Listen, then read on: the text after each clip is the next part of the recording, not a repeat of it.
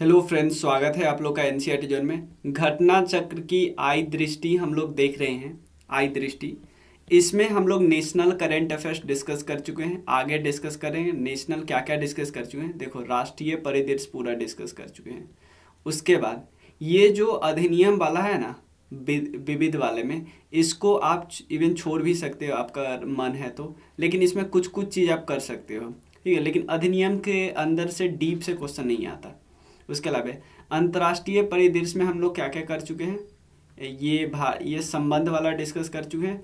अभी हम डिस्कस करेंगे इंडेक्स वाला पार्ट, ठीक है।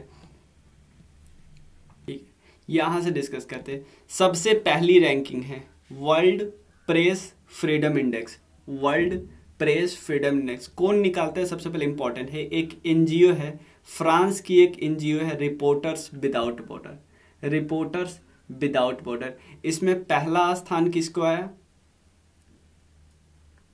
पहला स्थान नॉर्वे का आया और अंतिम स्थान किसका आया? नॉर्थ कोरिया का आया। भारत को 150वां स्थान मिला 2022 में। 2021 में भारत की रैंकिंग थोड़ी सही थी, 142 थी और डिक्रीमेंट हुआ है।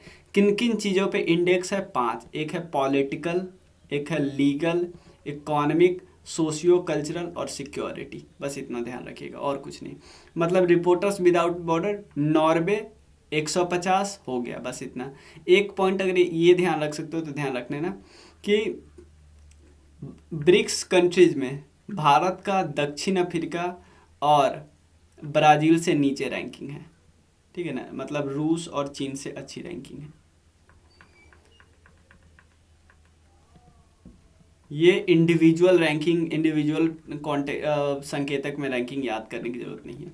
नेक्स्ट है विश्व सैन्य व्यय प्रवृत्तियाँ, यानी इंटरनेशनल पीस, जो स्टॉकहोम है, Stockholm international peace research institute, वो एक रिपोर्ट निकालती है क्या, कि कौन सा देश वर्ल्ड में, कौन सा देश अपने मिलिट्री पे एक्सपेंडिचर करता है सबसे ज़्यादा। तो सबसे पहले सबसे ज़्यादा एक्सपेंडिचर में सबसे पहला नंबर है किसका? अमेरिका, सेकंड चाइना, थर्ड है भारत, ठीक है ना। फोर्थ है यूनाइटेड किंगडम, फिर रसिया। रसिया बहुत नीचे हो गया। पहला अमेरिका, दूसरा चीन, तीसरा भारत, तीसरे है, ठीक है। एक चीज़ याद रखिए, विश्व सैन्य व्यय पहली बार $2 ट्रिलियन से इंक्रीज हुआ है। यहाँ पे देख सकते हो कि अमेरिका ही है लगभग $800 बिलियन, भारत का लगभग $77 बिलियन। टोटल सैन्य पे व्यय खर्चा होता है ना, टोटल ग्लोबल, उसमें भारत का परसेंटेज है 3.6। इतना याद रख सकते हो। एक चीज और याद रख सकते हो कि 2021 में भारत अपने जीडीपी का 2.7% किस पे खर्चा करता था? इस पे। मतलब अब थोड़ा और इंक्रीज हो गया होगा, लेकिन क्योंकि इससे नया कोई डेटा हमारे पास नहीं है।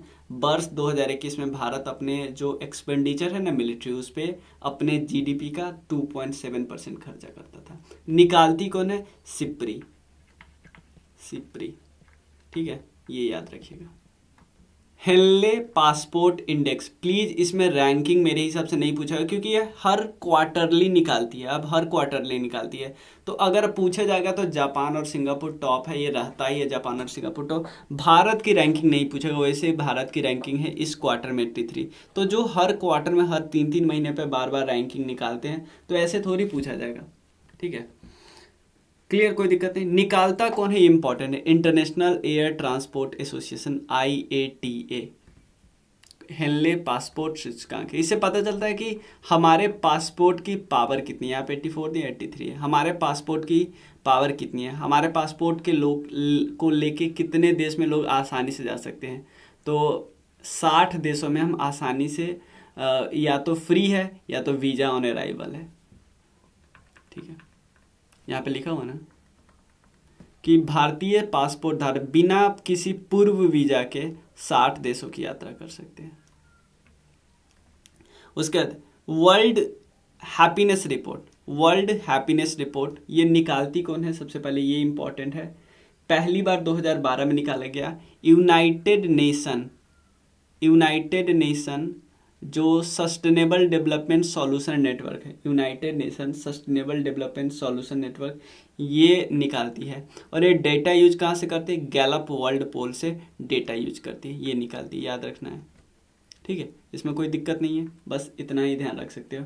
इंडिकेटर थोड़ा हम ध्यान रख सकते हैं कि जीडीपी पर कैपिटा है, social support, healthy life expectancy, freedom to make life choice है, जेनरोसिटी और परसेप्शन ऑफ करप्शन। इसमें टोटल 146 कंट्री को शामिल किया जाता है।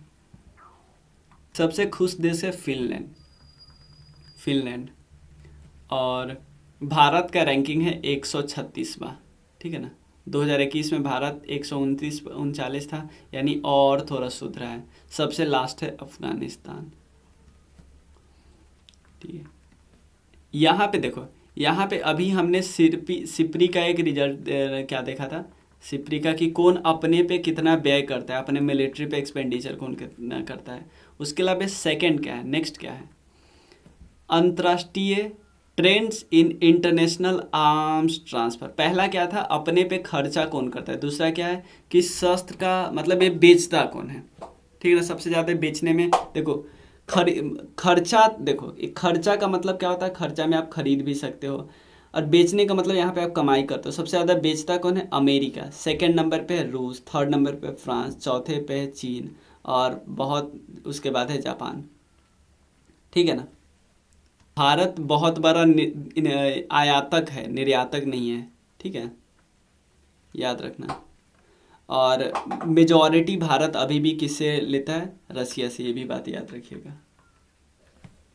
भारत देखो, भारत बहुत कम भेजता है, ये भी बात याद रखिएगा।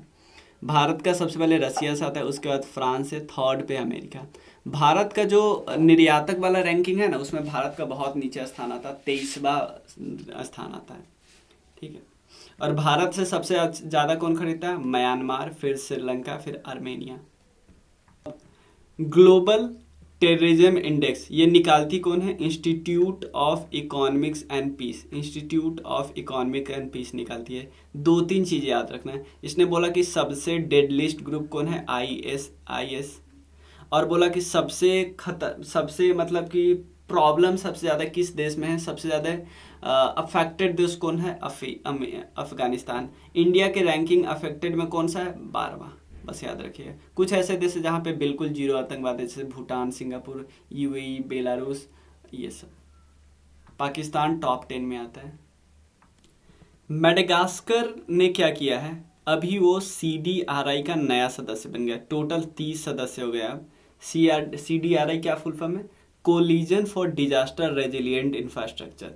और क्या इसका इंडिया पार्ट है, हाँ बिल्कुल पार्ट है। एक्चुअली आपको एक पता चलेगा, इसका जो इंटरिम सेक्रेटेरिएट है वो न्यू दिल्ली में ही है, ठीक है ना। और 2019 में United nation climate action summit हुआ ना, इसके दौरान प्रधानमंत्री मोदी जी ने इस गठबंधन की शुरुआत की थी। तो अभी मेडागास्कर इसको ऐड हुआ है, तो आपसे आराम से पूछ सकता है। तो इसमें सिर्फ कंट्री है नहीं, कंट्री के अलावा ऑर्गेनाइजेशन है, जैसे ADB, world bank group, UNDP, UNDRR, उसके अलावा यूरोपियन जलवायु आपदा, ये सब है। 12 संस्थापक देश है, ये याद रखिएगा। चलिए, UAE को FATF के ग्रे लिस्ट में डाल दिया गया। FATF बना कब था, पेरिस में बना था। G7 का जो शिखर सम्मेलन हुआ था ना, उसमें। G7 का अभी जो शिखर सम्मेलन होने वाला है वो जर्मनी में होने वाला है 2022 में, ठीक है ना। और फाइनेंशियल एक्शन टास्क फोर्स का फुल फॉर्म हमें पता है। पाकिस्तान भी इसी के ग्रे लिस्ट में है, तो UAE को भी ग्रे लिस्ट में डाल दिया गया। जिम्बाब्वे को ग्रे लिस्ट से बाहर निकाल दिया गया है, ठीक है। 23 देश अभी ग्रे लिस्ट में है। ग्रे लिस्ट के अलावा होता है ब्लैक लिस्ट। ग्रे लिस्ट में होता क्या है, ग्रे लिस्ट का आधिकारिक तौर पे नाम क्या है पता है, जुरिडिक्शन अंडर इंक्रीज्ड मॉनिटरिंग, ठीक है ना। अगर इसमें मनी लॉन्ड्रिंग से रिलेटेड या आतंकवाद के फंडिंग से रिलेटेड ये सब कुछ हो रहा है, तो उस देश को डाला जा सकता है, ठीक है। चलिए, अभी तक ब्लैक लिस्ट में सिर्फ 2 कंट्री, एक तो ईरान और एक है जो नॉर्थ कोरिया, जिसको बोलते हैं democratic people's republic of Korea. वो रूस और यूक्रेन के टकराव के बाद में है। ये तो देखो बेसिक आपको पता ही होगा, और क्योंकि वो जो लोकेशन है ना, वो सब याद कर लिया। जो ईस्टर्न यूक्रेन का लोकेशन है, जिसको रसिया ने कब्जा करके और उसका नाम चेंज करके उसको सेपरेट कंट्री घोषित किया, तो वो बस लोकेशन याद रखे और कुछ ज़्यादा नहीं है। रूस इसको अभी तक लड़ाई नहीं बोल रहा, रूस इसको बोला कि हम यूक्रेन का डीमिलिटराइजेशन कर रहे हैं। ठीक है, बस इतना ध्यान रखना। यूक्रेन के कैपिटल को भी ध्यान रख लेना। ठीक है, वर्ल्ड के जो शीर्ष 10 शक्तिशाली देश है किसने निकाला है? US, news and world report, BLV group और पेंसिल्वेनिया विद यूनिवर्सिटी ने, इन सब ने मिलके एक निकाला है कि 10 शक्तिशाली देश कौन कौन है। इसमें किस किस चीज पे फोकस किया गया? सैनिक पे, अंतर्राष्ट्रीय गठबंधन पे, राजनीतिक प्रभाव, आर्थिक प्रभाव, इन पे। 10 शक्तिशाली देशों में भारत को रखा गया है 13वां स्थान। मुझे लगता नहीं, पता नहीं क्यों ऐसा कर रहा है। ठीक है ना, क्योंकि आप कोई भी रिपोर्ट निकालो और उसमें भारत को न डालो तो फिर, ठीक है ना, क्योंकि इन सब में भारत का बहुत ज़्यादा इंपॉर्टेंट रोल है। ठीक है, तो चलिए कोई दिक्कत नहीं। नेक्स्ट है अंतर्राष्ट्रीय बौद्धिक संपदा सूचकांक, यानी global international intellectual property index. ठीक है ना, और इसको कौन निकालता है? यूएस चैम्बर ऑफ कॉमर्स निकालता है। उसका एक केंद्र है, मतलब यूएस चैम्बर ऑफ कॉमर्स का एक केंद्र है, ग्लोबल इनोवेशन पॉलिसी सेंटर, वो निकालती है, याद रखिएगा, बस इतना ध्यान रखिए। इंडिया का नंबर है 43, यूएसए है पहला। नेक्स्ट है इंडेक्स ऑफ इकोनॉमिक फ्रीडम, कौन निकालती है? एक थिंक टैंक है जो कि यूएसए बेस्ड है, वाशिंगटन डीसी बेस्ड है, जिसका नाम है द हेरिटेज फाउंडेशन। सबसे पहले इंपॉर्टेंट यही है, इंडेक्स ऑफ इकोनॉमिक फ्रीडम को निकालता है द हेरिटेज फाउंडेशन। क्लियर?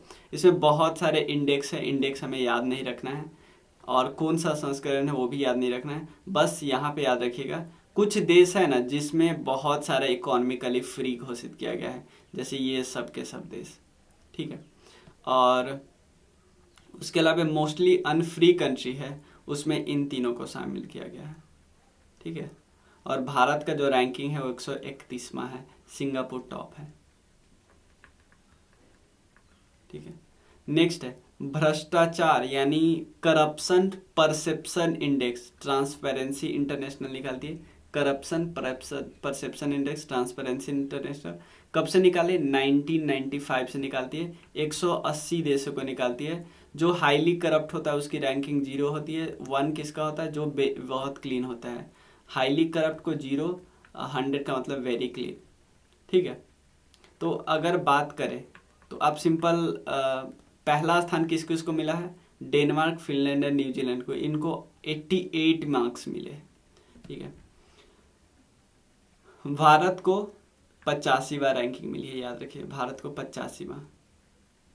और सबसे लास्ट क्या है? दक्षिणी सूडान, 180वां रैंकिंग। तो पहला कौन रैंकिंग है? पहले में 3 देश है, भारत 85 में है, और उसके अलावा दक्षिणी सूडान सबसे लास्ट में है। यूनेस्को का एक इंडेक्स होता है, यूनेस्को का एक हेरिटेज होता है, मतलब इंटेंजिबल कल्चरल हेरिटेज, मतलब ऐसा कल्चर जिसको आप छू नहीं सकते। जैसे एक तो होगा टेंजिबल, जैसे कोई मंदिर होगा, कोई मूर्ति होगा, लेकिन एक होता है इनटेंजिबल कल्चरल हेरिटेज। तो इसमें दुर्गा पूजा को शामिल किया गया है। दुर्गा पूजा भारत का 14वां है, इससे पहले 13 ऑलरेडी भारत के इंक्लूड किए गए हैं। 13 कौन कौन है? रामलीला, वैदिक जो चैंटिंग होती है, कुटियट्टम ये संस्कृत नाट्य कला है, रम्मन ये गढ़वाल का रंगमंच है, मुडियट्टू ये केरला का है, याद रखिए, कालबेलिया ये राजस्थान का है, छऊ ये कहाँ की है? पूर्वी भारत का है, पश्चिमी बंगाल में, उड़ीसा में, झारखंड में, इन सब जगह। लद्दाख का बौद्धिक चैंटिंग, संकीर्तन मणिपुर का है, पंजाब का क्या है? जठियाल गुरु, ये सब। योग, नवरोज, ये नवरोज है, ये मतलब ये नया फर्स्ट दिन मनाया जाता है। कौन से कम्युनिटी का मुझे बता सकते हो? ठीक है, तो ये पहले से 13 था, एक और ऐड हुआ है, दुर्गा पूजा को भी ऐड किया गया है, कुंभ मेला और कोलकाता का दुर्गा पूजा ये नया ऐड किया गया है। Time person of the year किसको चुना गया है? ये एलन मस्क को। ठीक है ना, ये सिटीजन है वैसे साउथ अफ्रीका, कई जगह के सिटीजनशिप प्राप्त है, यूएसए और कनाडा के। ठीक है, उसके अलावा पर्सन ऑफ द ईयर हो गया। हीरोज ऑफ द ईयर पूछेगा तो यह है वैक्सीन वैज्ञानिक जिनका नाम है miracle works. Entertainment of the year Olivia Rodrigo, America की गायिका है। Athlete of the year Simone Biles, America के जिम्नास्ट हैं। वर्ड ऑफ द ईयर में है किसको, वैक्स को वर्ड ऑफ द ईयर घोषित किया गया है ऑक्सफोर्ड डिक्शनरी ने, ठीक है ना।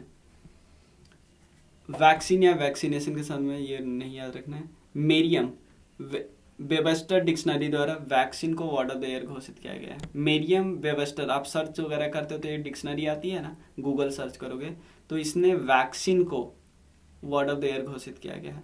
कॉलिन डिक्शनरी ने एनएफटी को, एनएफटी का मतलब है नॉन फंजिबल टोकन। कैम्ब्रिज ने क्या किया, परजेवरेंस को। तो सारे डिक्शनरी ने, जैसे ऑक्सफोर्ड ने क्या किया, वैक्स, मेरियम वेस्टर ने वैक्सीन, कोलिन ने एनएफटी यानी नॉन फंजिबल टोकन्स, कैम्ब्रिज ने परजेवरेंस, ठीक है। वर्ल्ड या हम बोल सकते हैं global health security index, global health security index निकालता कौन है, बस ग्लोबल हेल्थ सिक्योरिटी इंडेक्स 195 देश हैं, ध्यान रखना कौन कौन निकालती है। एक तो है nuclear threat initiative, second Johns Hopkins center for health security at Bloomberg school of public health, और एक है इकोनॉमिस्ट इम्पैक्ट, ठीक है, ये है। और इसमें बहुत सारे सूचकांक है, याद नहीं रखना है, ठीक है।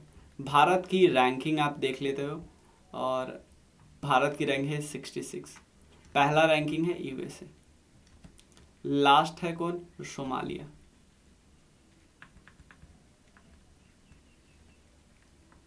नेक्स्ट है विश्व की 100 सबसे शक्तिशाली महिला की बात करते हैं, 100 सबसे मोस्ट पावरफुल वुमेन है। तो इसमें अमेजन के संस्थापक जेफ बेजोस की वाइफ जो है ना, मैकेंजी स्कॉट, इसको पहला स्थान प्राप्त है, ठीक है।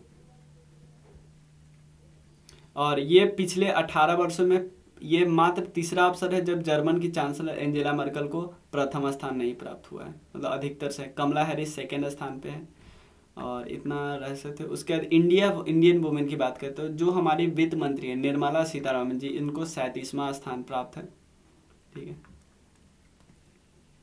चलिए, न्यू डेवलपमेंट बैंक, देखो न्यू डेवलपमेंट बैंक, ये इसका स्थापना किन्होंने किया, ब्रिक्स देशों ने किया, ब्राजील, भारत, रूस, चीन और साउथ अफ्रीका ने किया, क्लियर। तो अभी भी भले ही नए नए देश ज्वाइन कर रहे हैं, लेकिन इन लोगों का जो फाउंडिंग मेंबर है उनका मेजॉरिटी स्टॉक इन्हीं लोग का होगा, ठीक है। तो इजिप्ट को नया न्यू डेवलपमेंट बैंक का नया सदस्य बना गया, याद रखिएगा, ठीक है। और कई और देश है जो न्यू डेवलपमेंट बैंक का है, जैसे बांग्लादेश, यूएई और उरुग्वे। इसका एक कतई मतलब नहीं है कि ब्रिक्स का पार्ट बना है, ब्रिक्स के मेंबर बने, नहीं, बस न्यू डेवलपमेंट बैंक का बने, ठीक है। ये चौथा नया सदस्य है। देखो, world wide cost of living report, ये निकालती कौन है, इकोनॉमिक इंटेलिजेंस यूनिट, बताती है कि कौन से शहर में रहना कितना टफ, मतलब टफ इन द सेंस महंगा है। तो सबसे महंगा शहर है वो इजराइल की कैपिटल है तेल अवीव, ठीक है। तेल अवीव सबसे महंगा है, याद रखिएगा। और सबसे सस्ता कौन है, डेमास्कस, डेमास्कस सबसे सस्ता शहर क्या है, डेमास्कस, सीरिया की राजधानी।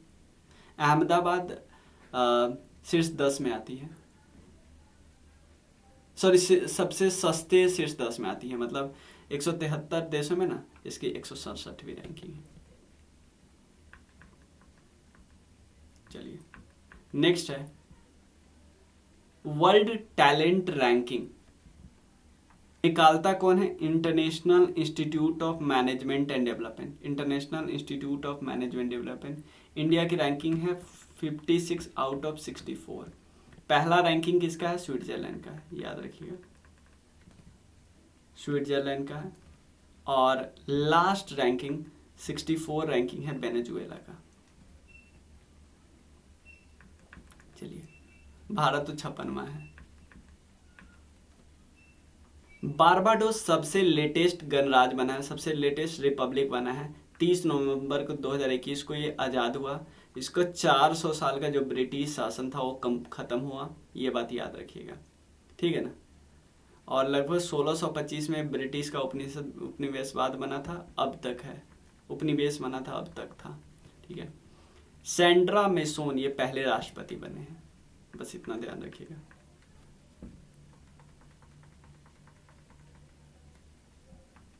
नेक्स्ट है ग्लोबल ब्राइबरी रिस्क इंडेक्स मतलब ब्राइबरी की बात करता है, कहाँ पे ब्राइब ज़्यादा होता है ये बात कर रहे हैं। सिंपल कौन निकालती है, याद रखिए ट्रेस निकालती है, बस याद रखिए ट्रेस। सबसे कम मतलब ब्राइबरी सबका सबसे कम कहाँ पे होता है, डेनमार्क, फिर नॉर्वे, इन सब में कम होता है, याद रखिएगा। अगर भारत की रैंकिंग देखें तो 82 है, ठीक है, टोटल 194 में 82 है भारत की रैंकिंग। चलिए नेक्स्ट इंफॉर्मेशन यहाँ पे देखते हैं, है ना भारत की। नेक्स्ट है लेगैटम प्रोस्पेरिटी इंडेक्स, ठीक है ना, लेगैटम इंस्टीट्यूट निकालती है, ये हम सबको पता है। और उसके अलावा पहला स्थान किसका है, डेनमार्क का है, ध्यान रखिए। भारत का स्थान 2021 वाले में 101 है, पिछले में कितना था, 103, ठीक है। तो इसका मतलब भारत ज़्यादा प्रोस्पर हुआ है पिछले साल के हिसाब से, रैंकिंग 2 रैंकिंग इंप्रूव हुई ना। Next climate change performance index, climate change performance index 2022, ये एक अच्छा है, पता है, मैं आपको बताता हूँ यहाँ पे क्यों है। कौन कौन मिलकर निकालती है, German watch, climate action network, new climate institute, ये सब मिलकर निकालता है।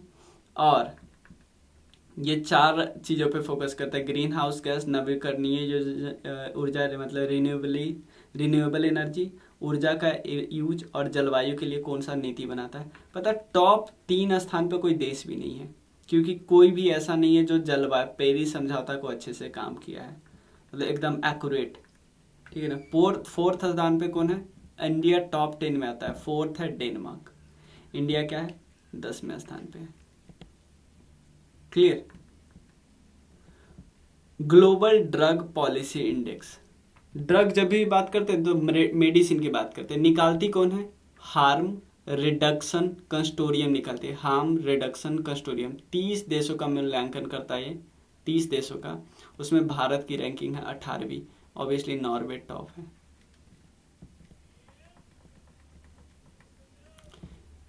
यूनेस्को का जो क्रिएटिव सिटीज नेटवर्क है, यूनेस्को का क्रिएटिव सिटीज नेटवर्क है, उसमें टोटल 295 शहर हो गए, टोटल 90 देशों में से।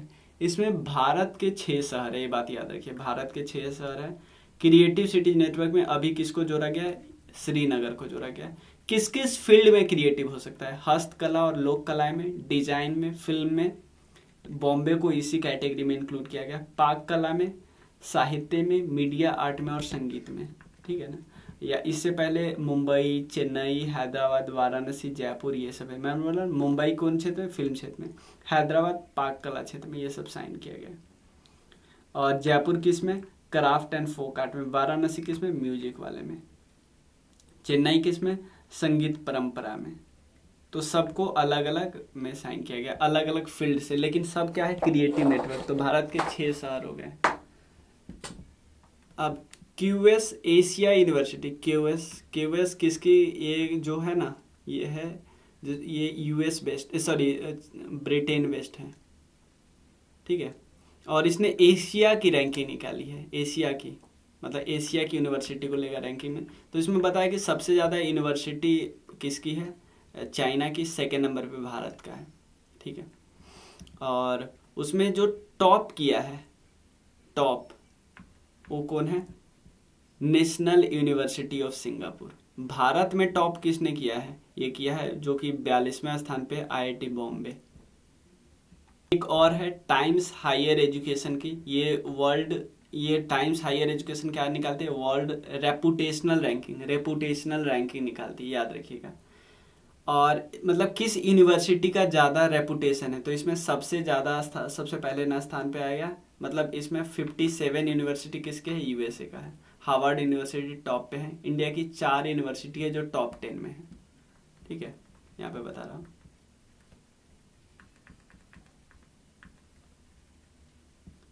पहले स्थान पे तो हार्वर्ड है, 2nd स्थान पे मैसाचुसेट्स है यूएसए के, फिर ऑक्सफोर्ड है।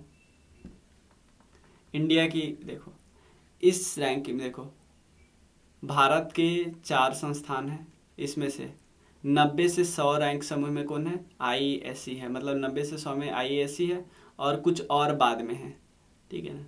उसका 126 से 150 में 3 सर्स, मतलब ये है बॉम्बे है, आईआईटी बॉम्बे है, आईआईटी दिल्ली अलग ग्रुप में है। सिंपल समझो ना, टॉप 200 वाले में मेजॉरिटी 4 भारत का है, ठीक है।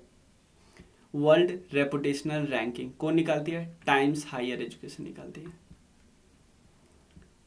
नेक्स्ट है rule of law index. Rule of law index कौन निकालती है? वर्ल्ड जस्टिस प्रोजेक्ट निकालती है, वर्ल्ड जस्टिस प्रोजेक्ट। डेनमार्क है पहले पे, इंडिया है 79th पे, ठीक है ना, और 79, मतलब अगर साउथ एशिया की बात करें तो उसमें 3rd रैंकिंग है इंडिया, मतलब पाकिस्तान इस सबसे ऊपर है, अफगानिस्तान वगैरह से।